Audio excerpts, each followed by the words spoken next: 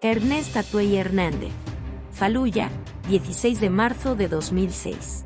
La historia de Ernest Atuey Hernández comienza con su muerte en Irak. Esta primera frase no es una figura poética. En nuestro tiempo todos somos un poco zombies, cuerpos sin alma, pero en el caso del soldado Hernández no quedan dudas. Más o menos. Lo que sigue es la descripción de ese día que se lee en su diario de guerra con fecha del 31 de marzo del mismo año.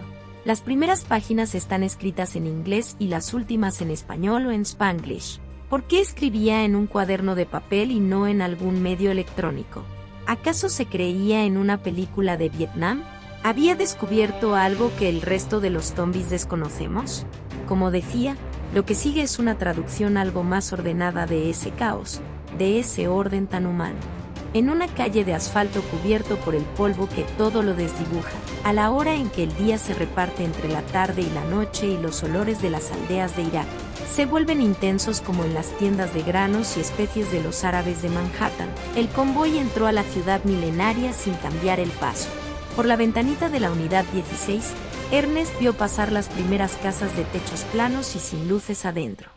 Vio las mismas personas de siempre que caminaban como sombras grises y silenciosas, como si tratasen de existir lo menos posible, apenas lo necesario como para volver a sus casas, o como si no supieran otras formas de vivir. Se había acostumbrado a las casas y a las calles, siempre desdibujadas, como si fuesen un bosquejo inacabado, sin límites claros, sin colores precisos, sin nada nítido que hiciera de aquella ciudad una ciudad y de aquella gente hombres y mujeres concretos y no personajes de viejas historias infantiles. Entre las 17 y las 17:15 una explosión levantó por el aire a la unidad que marchaba delante. Como lo indicaba el procedimiento para esas ocasiones, las unidades adelantadas que no habían sido afectadas no se detuvieron. La que iba delante de Atuey disminuyó la marcha para desviar la unidad siniestrada mientras un soldado abría fuego contra los nativos que no alcanzaban a recuperarse de la estampida.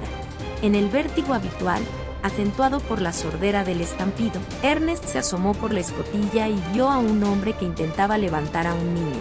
De alguna forma, no sabía cómo, había visto a ese hombre y a ese niño un instante antes de la explosión. Iban caminando de la mano. Iban vestidos más o menos igual, sin colores, con camisas y pantalones holgados, blancos, grises o simplemente sucios. En algún momento, por alguna razón, el niño comenzó a correr como si hubiese visto al mismo diablo. Iba descalzo. Unos segundos después ocurrió la explosión y casi enseguida los disparos de la unidad que lo precedía.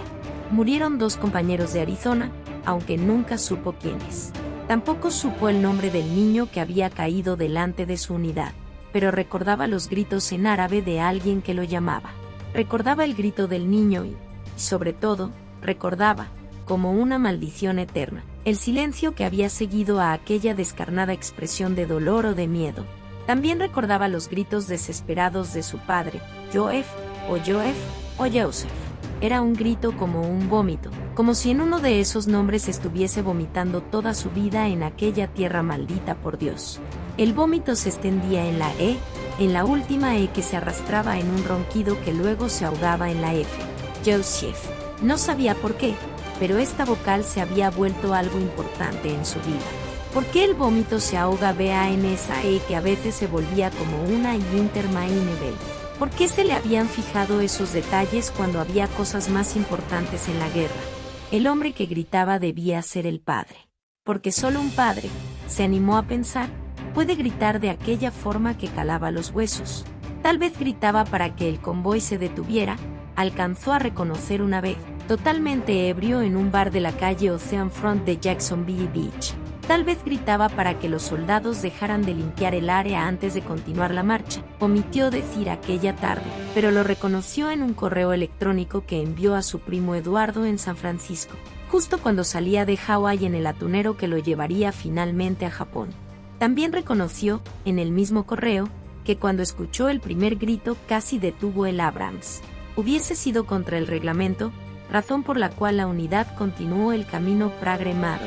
Si fuera por los sentimientos, le dijo uno de los compañeros que había escuchado el primer indicio de la enfermedad de Ernest, ningún ejército hubiese ganado ninguna guerra en toda la historia. Cosas tristes pasan allá, brother. Pero no importaban las mejores razones para olvidar. Ernest no podía deshacerse de ese grito, de la E y del hombre tratando de levantar algo sin forma concreta. Como si esa hubiese sido la única baja en toda la guerra. La única casualty, repitió 2 veces en el mismo restaurante de Ocean Front, como si tratase de comprender el significado de palabras tan simples. ¿Qué viene a ser casualty?, le preguntó el argentino. No sé, contestó Ernest. Casualty es casualty. Debe ser baja. Atway puso cara de decepción. Un héroe muerto no podía ser una baja. ¿No hay otra palabra para casualty? Pregúntale a tus viejos, dijo Santiago. Perro, una casualty es una baja. Es alguien, generalmente un soldado, que un ejército pierde en una guerra. El niño había quedado detrás, tendido sobre una mancha de sangre. Su padre insistía en levantarlo, pero por alguna razón no encontraba la forma. Atway lo maldecía por esto. Una y otra vez lo había visto en sus sueños tratando de levantar ese bulto enredado en una túnica blanca o gris mientras sus compañeros limpiaban el área, es decir, mientras disparaban acribillando a un puñado de hombres que quedaban de pie o habían logrado levantarse. Ernest Atway iba a parar el M1 Abrams. Pudo hacerlo, aunque era contra el reglamento. Pudo hacerlo y no lo hizo. Tampoco podía saber si el niño había muerto en la explosión o bajo las garras del Abrams. Y aunque había resuelto la situación de forma correcta según las reglas y el estándar, aunque había visto morir mucha gente antes y después de esa tarde no fue como cualquier otra, y solo Dios y el diablo saben por qué.